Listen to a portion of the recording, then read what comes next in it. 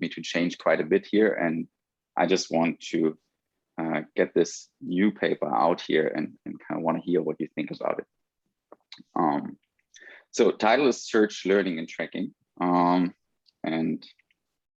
now the clicker is not working, but now it is. Okay, so let me start from an observation or from a different question that does not necessarily match the title. Why do consumers search? And so we have a lot of theories about this. Essentially, there are kind of three reasons why they might want to search. They might search to learn about prices. They might search to learn about how much they value the product. And they might also search to learn about both. In this paper, I abstract from the idea that prices are already observable. So I assume prices always need to be sampled, or you always need to search in order to learn about prices. But the dimension in which consumers differ is that some of them search to learn both, how much they value products and the price, while others only need to learn about prices. Why would we expect those differences to prevail? Well, some consumers might have prior experience with a similar product or with the same product, even that they might have bought, I don't know, 5 years ago or so. They might also have gathered other information beforehand, before starting the actual search process. And they might also just already have been searching for a while. That is, they might have sampled similar products that would allow them to have learned their valuation for a product that they have not yet even sampled.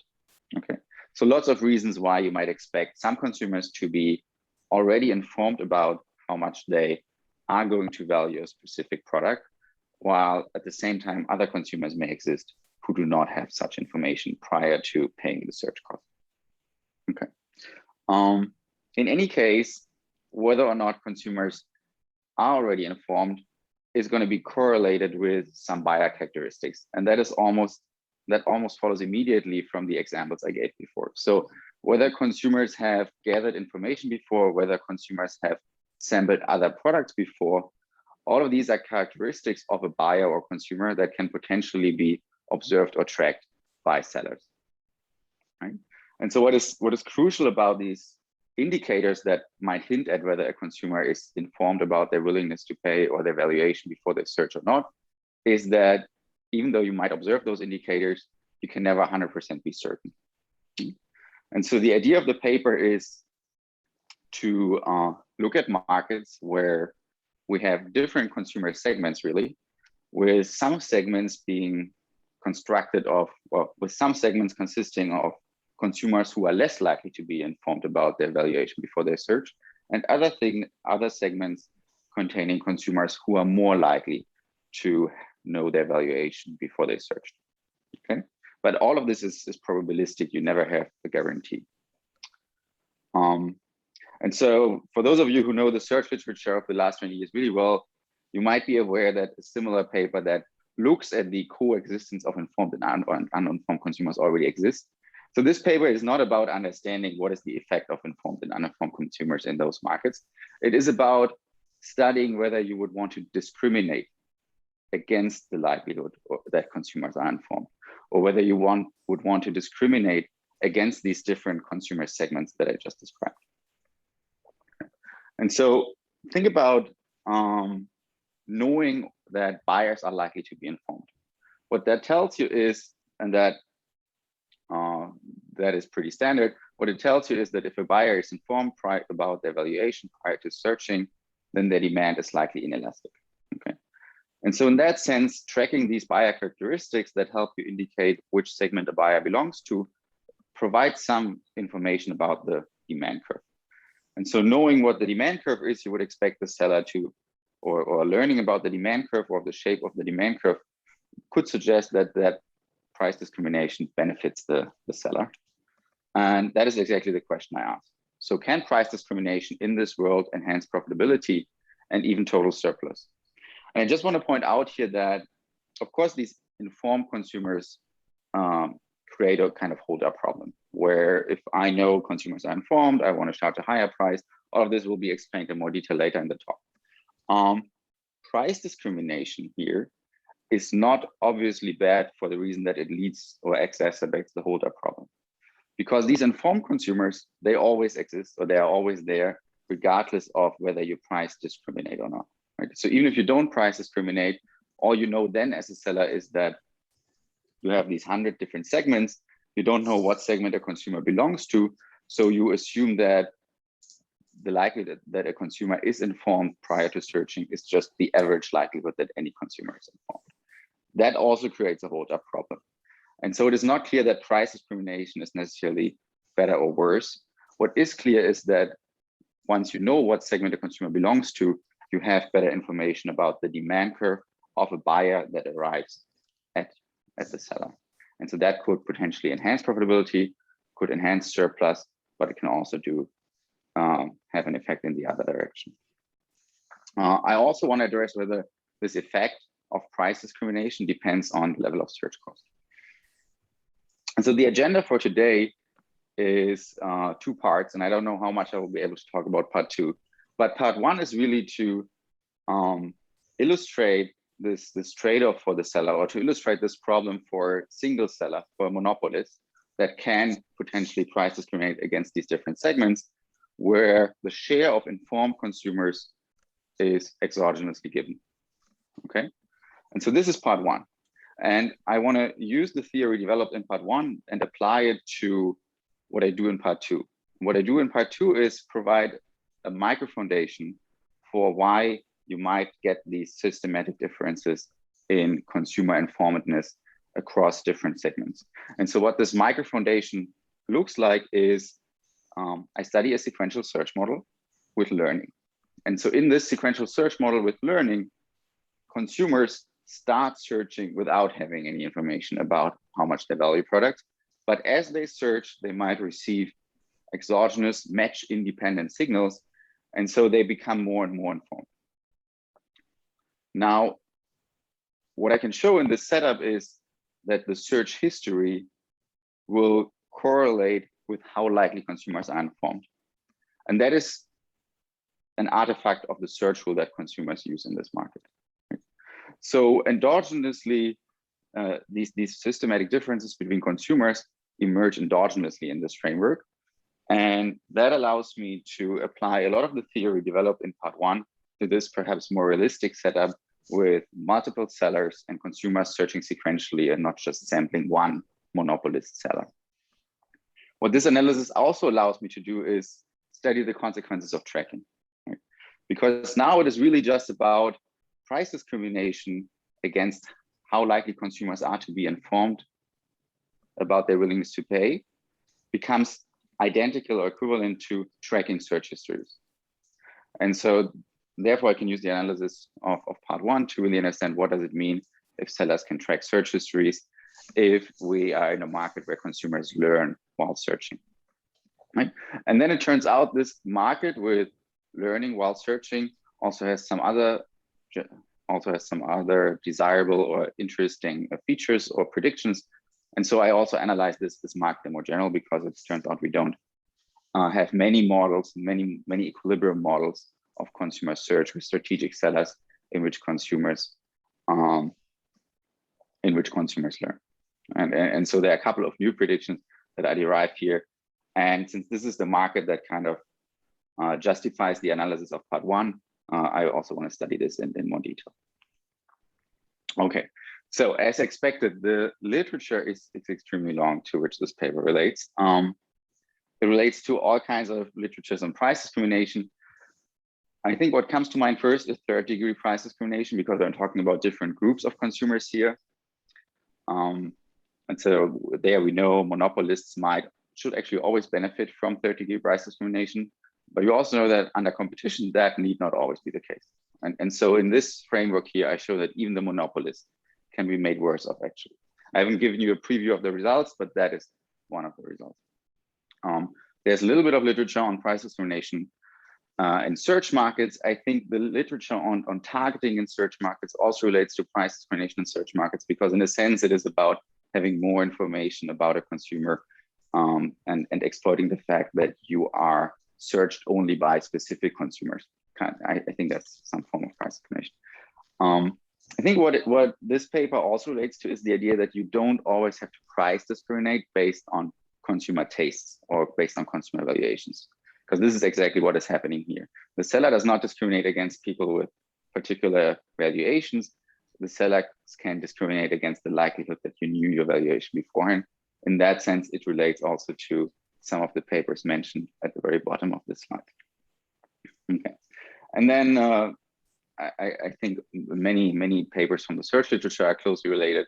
I just want to mention here that this relates to the idea of directed search, ordered search, which I believe is slightly different, search with learning, and in a sense also bargaining of learning. The reason why directed search, well, because in directed search, what is often true is you have this ex ante information about how much you value certain products, which direct your search. In my model, search is not directed, but the informed consumers also have that kind of information. And this is, for example, how it relates to directed search. Okay, let me start giving you the setting. And let me turn down my AC a bit. Okay. So we have a single seller in this basic setup. Constant marginal cost of production, we normalize those to 0. And the mass of consumers is a continuum, or yeah, there's a continuum of consumers. They all have unit demand. They value the good at theta, which has support from 0 to v bar, and a twice differentiable log concave density f. Consumers belong to different segments. So segments are indexed by k, 1 to n segments. And each segment, as I alluded to in the introduction, will have mu k of informed and 1 minus mu k of uninformed consumers. Okay, and so again, the definition of an informed consumer is that the informed consumer knows theta and thus only needs to sample that single seller that exists in this framework to learn the price. The uninformed consumer doesn't know either and needs to learn both. Okay, just 2 more pieces of notation. The relative size is phi k, and that's also the absolute size, so just for simplification. Yes, this is definitely something we should go after, but I think certainly possible to and then there's mu bar. Yeah, thanks. And mu bar is notation for the average level of informants. So we just compute the average over the share of informed consumers across all segments. Remember that this is going to be mu bar. Okay. Can I ask a question? Yes, please. So I mean, here, I guess, that's fine, but I'm just thinking that, so when you go to the sequential setup, so when there are multiple sellers, so I wonder how you actually model this, so what does it mean to be like an informed consumer? Like, is it that, so there's no horizontal differentiation? Is that, so like, they are, so you know what I mean, right? So yeah. Your question in the sequential setup will not be a full Walensky model. The sequential setup will still be differentiation, but consumers have only one match value. So consumers have either a 0 valuation for a good, or they do like the product, it matches, fits their needs, and they have a positive valuation. So they are, I see. So you are looking at the case where the sellers sell all identical product. They.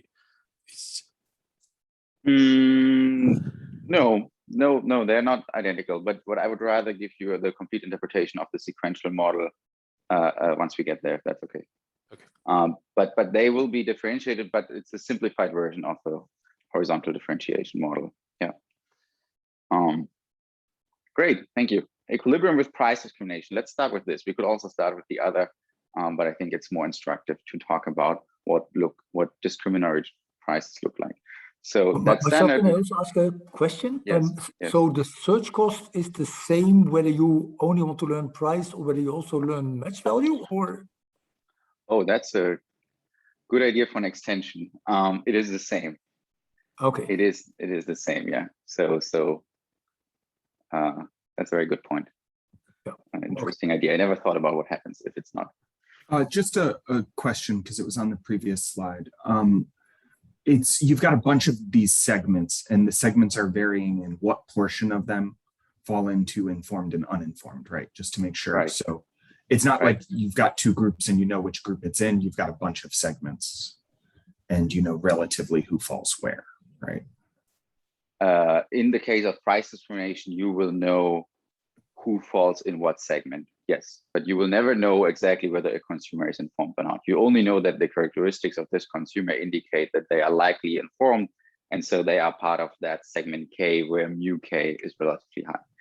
Thanks. I just wanted to make sure I was understanding. Yeah, no, thanks for Just one more. asking So the clarity. the consumers know whether in which group they belong to. Consumers know that, yes. Okay. Yes. And that becomes a very realistic assumption, I think, in the sequential search model, actually, because in the sequential search model, it's just about your search history. All right. So the search rule, we only have one seller here, so it's very simple. We only need to ask, when do consumers decide to sample that one seller? An informed consumer does so if theta is the valuation for the product, the payoff upon buying, minus the expected price exceeds the search cost.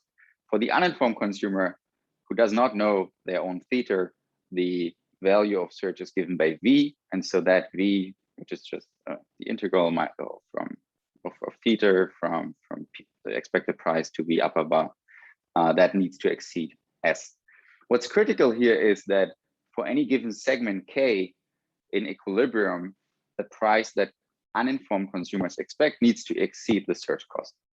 If it doesn't, what happens? Uninformed consumers do not search.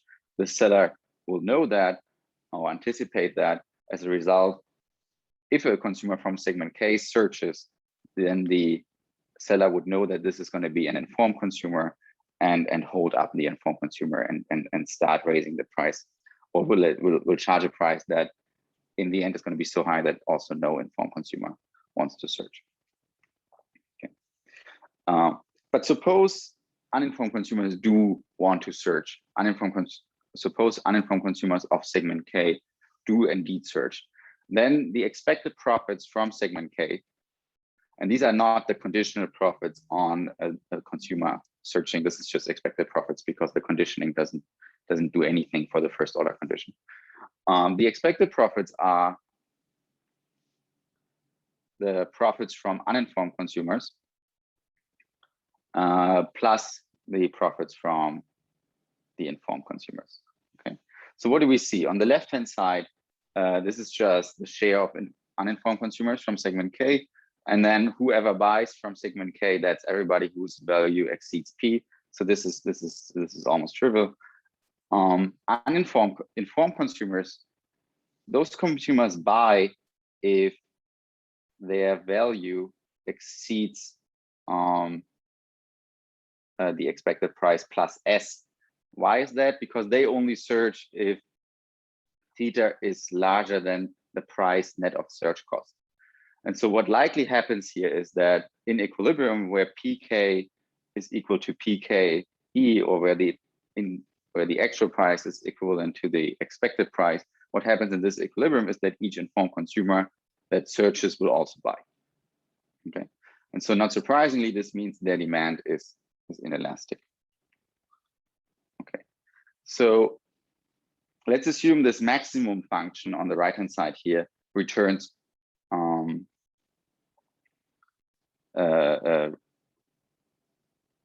let's assume the maximum function returns PKE plus S. So let's assume that we are in the equilibrium where the actual price PK is equal to the expected price, so that PKE plus S is what the maximum function returns.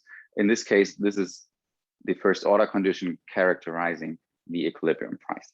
Okay, and so we see this does not really give any surprising results here. The actual price that the seller wants to charge is decreasing in the expected price. Okay, why is that? Because the higher the expected price, the fewer informed consumers search. If there are less informed consumers that search, demand is less elastic, is less inelastic, it's more elastic. And so the seller would want to respond with a lower price. Marcel, so yes. I actually not sure exactly. So when you say that the informed consumers are more inelastic, so does it have? So is it because you already assumed that the density function is low concave? Right, is it because of the shape of the distribution function you are looking at, or? The statement that their demand is inelastic is completely independent of the distribution assumption. Because it follows directly from the fact how they search. Okay, this was a fail. It follows from the fact that an informed consumer searches only given that their valuation exceeds the price net of search cost. So when I say inelastic, I have to specify the range of prices over which it is inelastic. And so where demand of informed consumers is inelastic, that's the range around the expected price.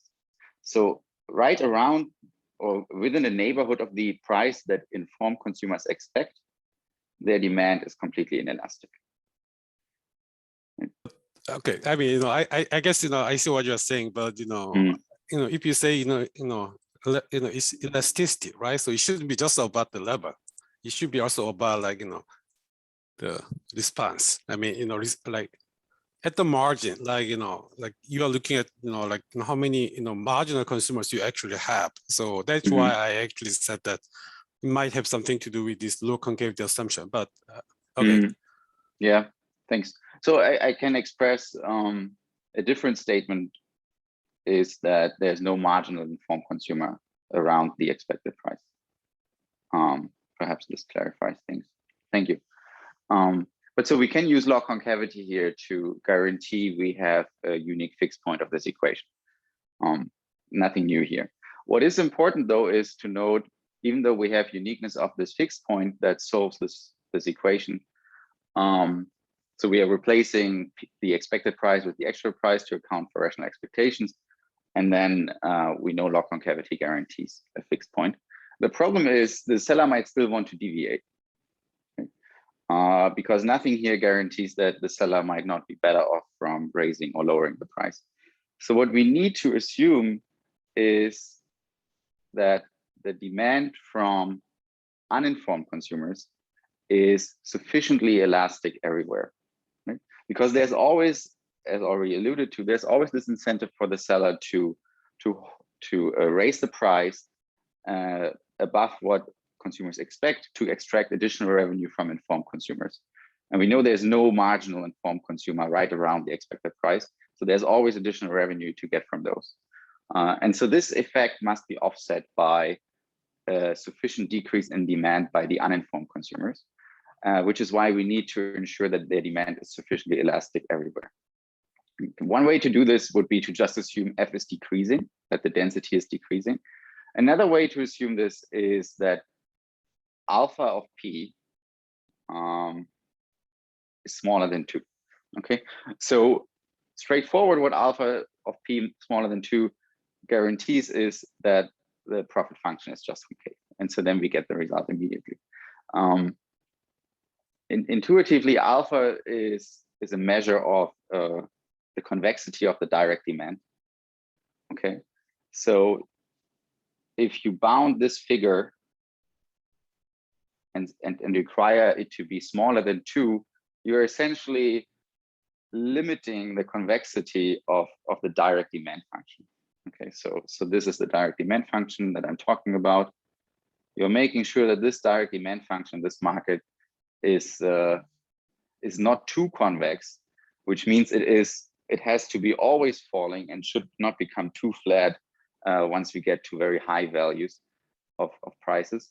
And that is what makes sure that there always exists an equilibrium from which the seller does not want to deviate. This measure is, I didn't invent this measure. It comes from another paper by Mark Armstrong and John Vickers about third-degree price discrimination. The second is we need to ensure that uninformed consumers search. I said that earlier. If they did not search, we would end up with a situation in which no one wants to search. Uninformed informed consumers would be held up, and so that needs to be guaranteed as well. So combining these two conditions, we know the following: consumers from segment K, they search if the continuation value given that fixed point is larger than the search cost, And then the seller wants to charge the price PK. And that's the unique equilibrium outcome. If V of PK is smaller than S, then the seller wants to charge a price that is above that threshold, V upper bar minus S, and so literally no consumer searches. One qualifier, when I say uniqueness, unique among symmetric pure strategy equilibrium. Proposition 2 follows almost instantly.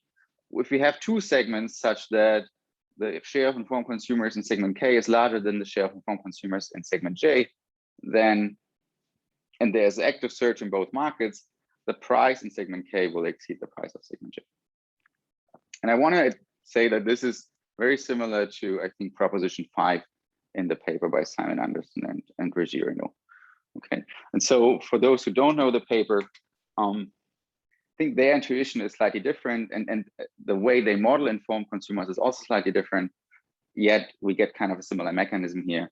And the mechanism is really that if you have more informed consumers, what happens is that informed consumers below a certain threshold, that threshold being the expected price plus the search cost. Informed consumers whose valuation lies below the expected price plus the search cost, they don't search. Right? And so the demand curve just becomes flatter around the expected price. Right? So this mechanism that informed consumers below the expected price plus S don't search flattens the demand curve exactly at and around the expected price. And so this is what creates an incentive for the seller to raise the price. So the flatter the demand curve around the expected price, the higher essentially the seller will set the expected price. Another way to say it is higher prices ensure that fewer informed consumers search. And so what you usually have when the share of informed consumers is high, if the share of informed consumers is high, the seller has this great incentive to hold up informed consumers. In equilibrium, that cannot happen. Right? And for it to not happen in equilibrium, you need to stop. The equilibrium price needs to ensure that informed consumers do not even search in the first place, which then reduces their effective share when it comes to who actually arrives at the seller. And so we get this compensating effect that if mu is high, we need a high price to prevent informed consumers from searching to balance the incentives for the seller. One word here, perhaps, it is not important that informed consumers are perfectly informed. So if we redefine being informed as just having access to an informative signal about your valuation, we get the same result here. And the result would be the same for the reason that even if you are just imperfectly informed, it remains true that those whose true valuation is below the expected price plus S, even if they're only imperfectly informed, these people will still be less likely to search than those whose true valuation lies above the expected price plus the search cost. And so you still get that kink in the demand curve, which drives, which changes the elasticity of demand and which gives the seller an incentive to raise the price. So even if we assume imperfect informativeness instead of this perfect informativeness, the same result holds. Okay, so this is the benchmark with price discrimination. With uniform pricing, I don't want to spend too much time here. With uniform pricing, we get the same search rule. Difference is only that consumers expect the same price regardless of their segment. We get the same expected profit function for the seller. And the price now that comes from the first order condition, and that I now denote the fixed point that solves the first order condition by P tilde. So instead of P plus K, which was the segment price with discrimination, let me now use P tilde to denote the price the seller charged with uniform pricing. Okay, and so the proposition is very similar. If V, the continuation value of search given P tilde exceeds the search cost, consumers who are uninformed in all segments search. Informed consumers search only if this is true, and we get the following equilibrium price. Okay, now this is what I see as truly novel. The effects of price discrimination.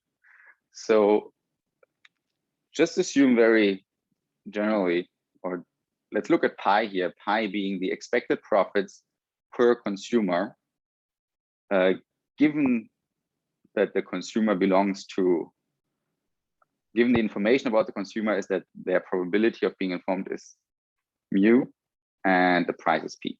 Okay, not talking about a specific segment, but you could of course use mu k and pk. So there's nothing new here, right? Given a share of informed consumers mu and a price p, this is the profit that is generated in this market. Okay, let's define a price p bar, which is just the average price of all discriminatory prices. Okay. Now, it is possible to show that this fixed point price p plus is convex in mu. And from that, it follows readily that this average price p bar is larger than p tilde. Okay. Now it is also possible to show that the profits without price discrimination are just given by this figure. So pi of the average mu and tilde, that summarizes the total industry profits or the total monopoly profits without price discrimination. Because the profit function is concave and because these two prices are actually above the price that maximizes profits in this market, we get this inequality. So pi is a concave function, and so holding mu constant, and a decrease of the price from p bar to p tilde implies this inequality. The interesting thing is actually this. We are here in the following situation, that a price for segment K is only larger than a price for segment J if the share of informed consumers in segment K is larger than the share of informed consumers in segment J. And so this interestingly implies the following inequality, that, oops, didn't want to do this. This implies something you would assume that implies something that you would think follows from a basic Jensen inequality, right? That if you consider the profits for each segment and you average over those, that is, you take the convex combination of them, then you get something that is smaller than if you just consider the profits given an average share of informed consumers and this average price defined here.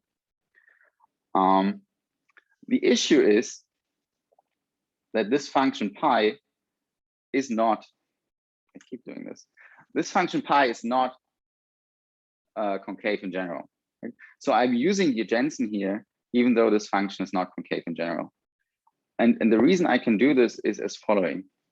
The function pi satisfies something else. It satisfies directional concavity.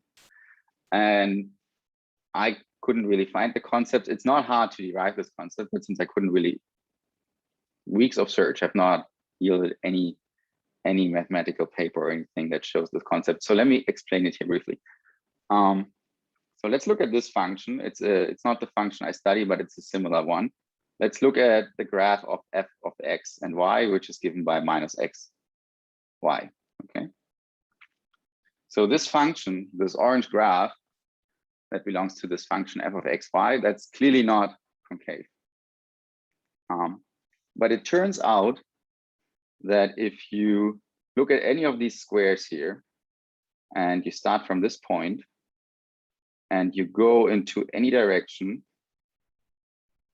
you could go into this direction, or you could go into this direction, or you could go into this direction. And imagine you were actually able to draw straight lines and not like me right now. It turns out all these segments that I just drew are concave. Right? And so they are concave here because I'm jointly increasing or jointly decreasing x and y. And so this function is not concave in general, but it turns out being concave if you only look into certain directions, in particular directions where you increase or decrease both variables jointly. Okay. And so the same is true about this function pi. And I also show in the paper that given that this is true, you can use you can consider any convex combination of these segments that I just drew here, and you're still allowed to use Jensen's inequality. Okay, so doing that, I can establish that this inequality holds. And so what we have here on the left-hand side are an upper bound on profits with price discrimination. Why an upper bound? Well, because remember, it's possible that search does not take place in all segments with price discrimination, right? It's possible that in some segments, the price is so high that the continuation or the search value of uninformed consumers falls short of search cost, and then there's no search. In those cases, the profit of the seller is just zero. And so this constitutes really an upper bound. And so we can bound this upper bound by this term, thanks to the concavity property that I just showed you. This concavity property does not always hold, but it holds for alpha p smaller than 1.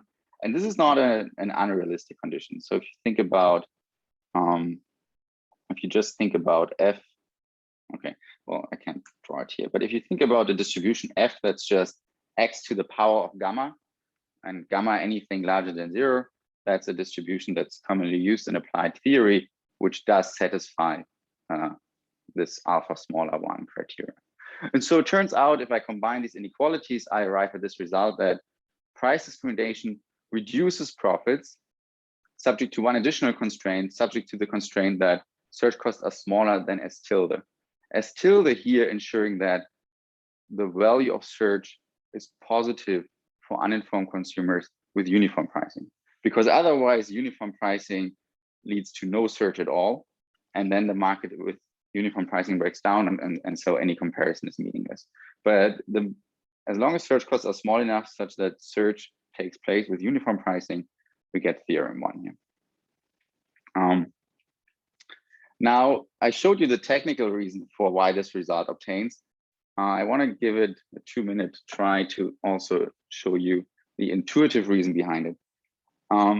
You can rewrite this profit function in the following way, which may be more intuitive.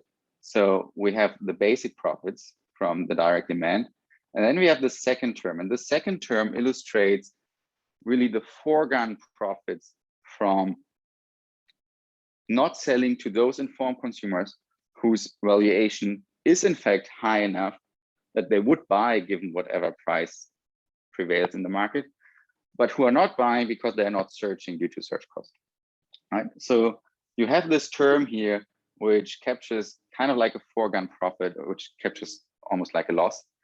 And what this directional concavity property implies is that this second term is decreasing faster than linearly, right?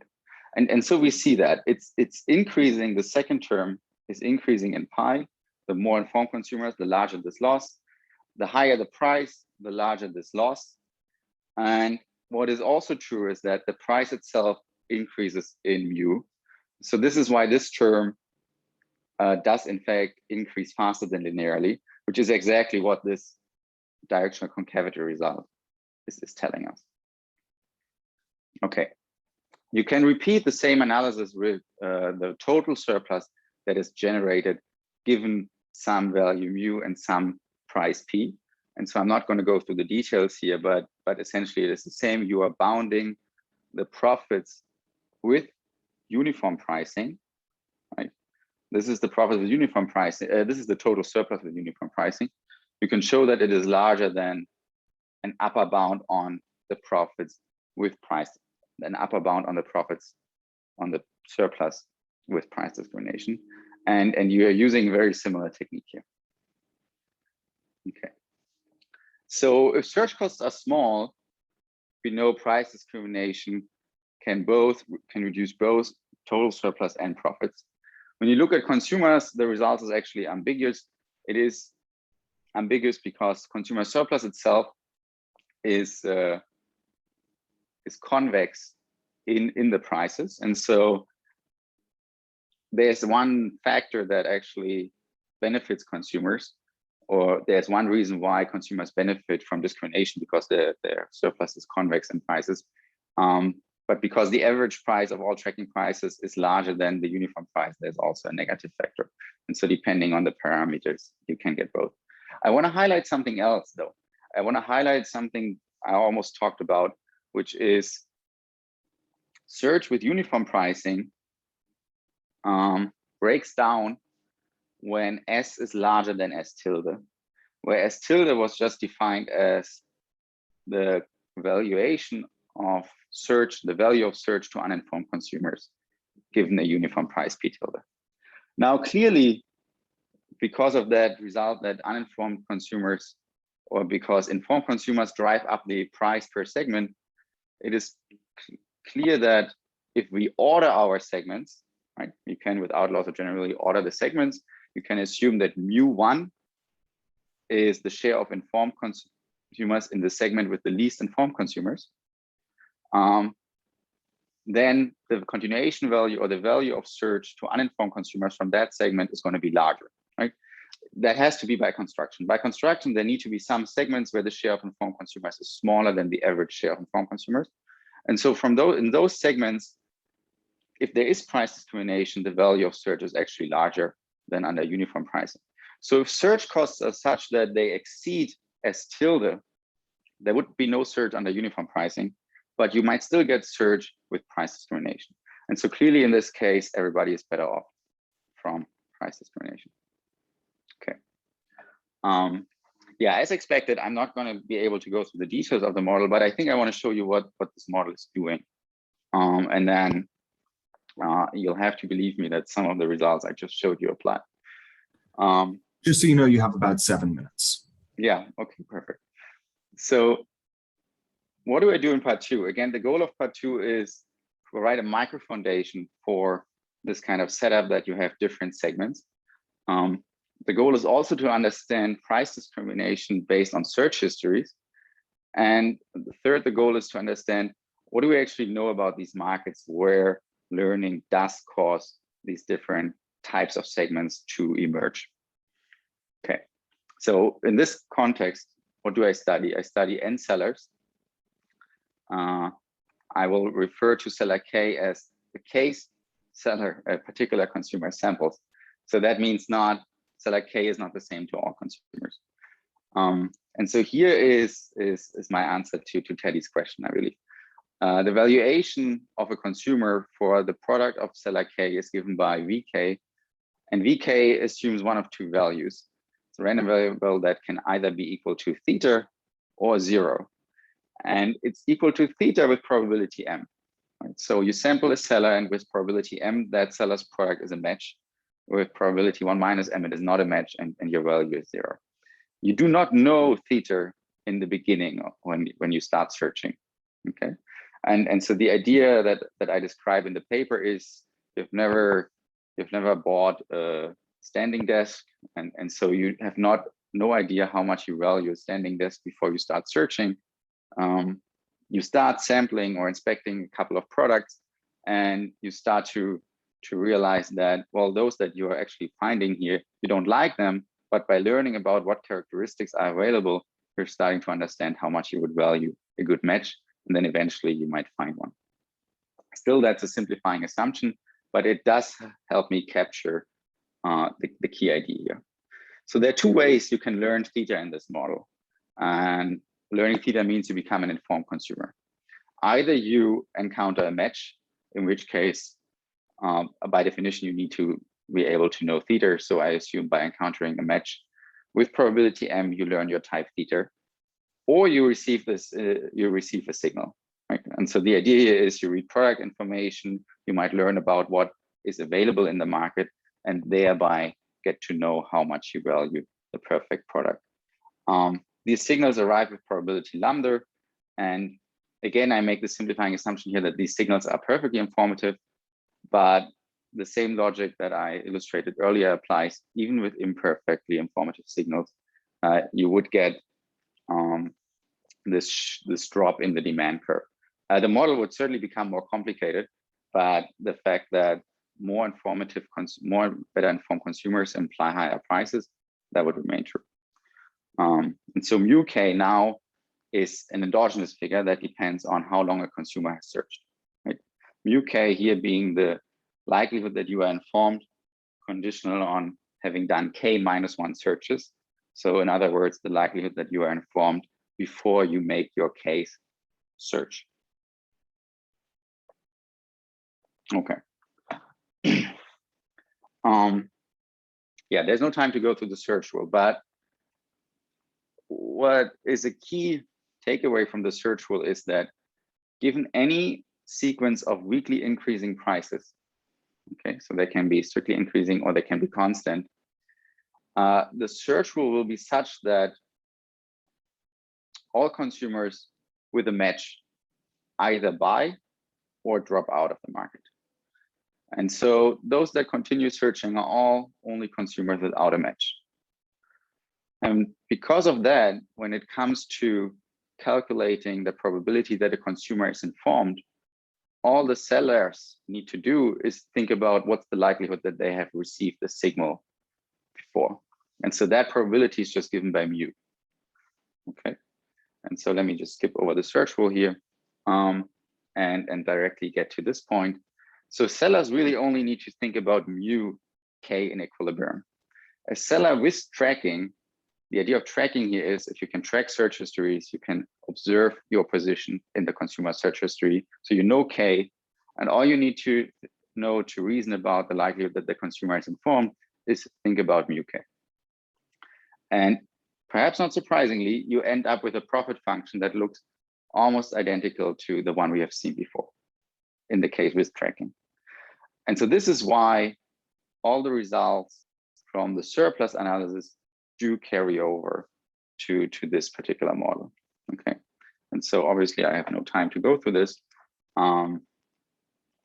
but I can essentially apply the results to the tracking analysis, and I can also apply the results to the non-tracking analysis, where sellers do not observe search histories and therefore charge a uniform price.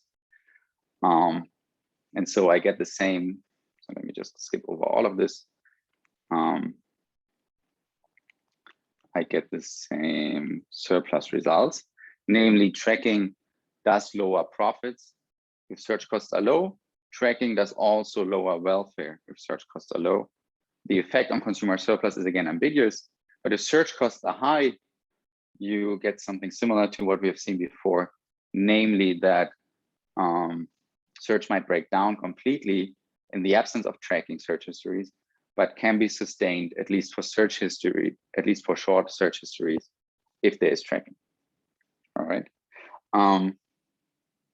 Yeah, well, the model yields some other interesting predictions about the case without tracking. What do search costs do in this market? What happens if you increase the number of sellers in this market? Unfortunately, I don't have time to talk about this. You can use the model to reason or think about some policies like, what if consumers can block tracking at any point while they search? Okay. And because we found that tracking harms the sellers, you can also think about what happens if there's a platform like Amazon that can internalize the negative consequences of tracking and can decide, and can, by deciding whether to share data about how much consumers have already searched, affect whether there is price discrimination or not. And so in summary, what have I done here? I've studied a market where a seller can discriminate against the likelihood that consumers know their willingness to pay before search. Found that this type of price discrimination does lower profits and welfare when search costs are small, but may increase it both, or may increase both when search costs are high. And the part that I had not much time to talk about was that I then consider this a sequential search framework, and with learning that first provides a micro foundation for these systematic differences in the likelihood of being informed, can be used to show that the surplus results carry over and therefore speak to the consequences of tracking search histories, and also offers an analysis of those markets with search with learning with some novel predictions in the context of random search. And well, thanks very much for listening, and look forward to using the last 5 to 10 minutes to talk about this paper. Thank you.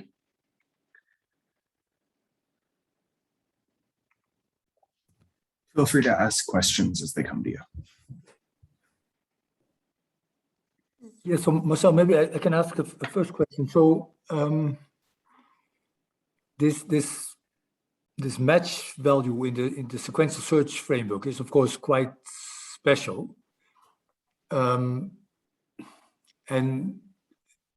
I can see that with this one you get the monopoly results, but it's also partly because the way you set it up, and in particular if you look at, say, a Walensky type of setting, or a setting where a match value that you have with one firm is independent, but it's, say, horizontal or vertical product differentiation, but that it's somehow independent of the match value that you have with another firm, then probably these results do not really carry over too much. And that then also leaves a little bit of question, what do we learn from this specific model for the general policy question about tracking? Because I don't see clearly how these results carry over to, say, a Walensky type of setting, where what you learn in one firm about your match with that firm is somehow independent of your match with another firm. Excellent point. Yeah. So first, yes, take those with a grain of salt. I think what this model does is, especially the monopoly case, it illustrates that price discrimination against this probability does have these certain effects. Now, you're right that if you study a Walensky model, you don't get these demand and profit functions, which are almost equivalent to the monopoly case, because what I do not have here is you're essentially not really competing in price, because the consumer that finds a match knows there won't be a better match elsewhere, so I have no incentive to continue searching and look for a better match. So that is absolutely true. But even with different demand functions, the effect that price discriminating against the likelihood of consumers being informed should have those effects. They would just be more complicated to show. And so this is how I look at this. So I think there's a general negative effect of price discrimination against the likelihood of being informed, coming from the idea that this loss that you incur from informed consumers is increasing faster than linearly in the share of informed consumers. And it would probably be much harder to show exactly the quantitative dimension or the magnitude of this effect in the Walensky model. Yeah. Following up on that, just to make sure I'm kind of understanding the math in the background, the reason the monopoly and the tracking problem align perfectly is because if you have gotten to this point, you definitely did not find a match with anything else, even though you may have gotten some information. And if you find a match, you stop no matter what. And so those two paired together are kind of why the two problems align, right? Yeah. So if there was even a small amount of IID noise, right, like just a small amount on top of the rest of this, you might continue if you found a very, very bad match. And this is going back to the earlier question. Yeah, so, no, I fully agree. The demand functions would then look slightly differently. And so depending on how strong you want this novel effect to be that kicks in once you have, I mean, it is IID, but it is a binary distributed. You either get the match value or not. But I think of it as like fulfilling a need or something, right? Like you are looking for a product that meets your basic minimum requirements. Yeah. And that gives you kind of a modularity to this in a similar way that segments do. It's not exactly modular, but in terms of how pricing occurs. I mean, I think in a Walensky model, if you then model learning in a Walensky model, you would start with the distribution. So the way you should map this to a Walensky model is to say you're starting with a prior distribution that becomes more and more accurate given your true type as the more you search. And I know that a couple of years ago I looked into what happens then, but everything I say now would that wouldn't be with confidence. Yeah. So I think you can't just, if you want to map this model to a Walensky model, you can't just think about what happens to the distribution and that you get more incentives for continue searching. You also need to think about what happens to learning. And that certainly will change the reservation values. And so that's very complicated, as I guess you would all agree with. Thank you. Thank you, Mark. Yeah. Yeah, a follow-up on this. So we're thinking about the policy implications of tracking based on search. Mm-hmm. And I mean, in all of our models, we always make simplifying assumptions. And one of the key ones here is on search costs. Now, if consumers just varied in their level of search costs, the consumer that searched more tends to have a lower search cost. Like just thinking if there's no learning, but there's something else. Yeah. So thinking for policy, I mean, what of these stories do we think really would dominate? And should this, like, what product should we be worried about tracking in this kind of model that you have here versus in a different type of tracking on search costs, essentially? That's an interesting question. Yeah. Basically, where do you think, in what markets do you think search cost heterogeneity dominates potential effects due to learning? I like that. Yeah. Because I think there's probably a market where your model fits, and then it's a different question. On the other hand, there may be a market where learning isn't really what's happening, and it's just some low search cost consumers search a lot. And it's, yeah. Either way, this was more for coming up with kind of a motivating example. No, this is very helpful. Thank you very much. Yeah. Okay. Well, I guess you're the one who calls the shots.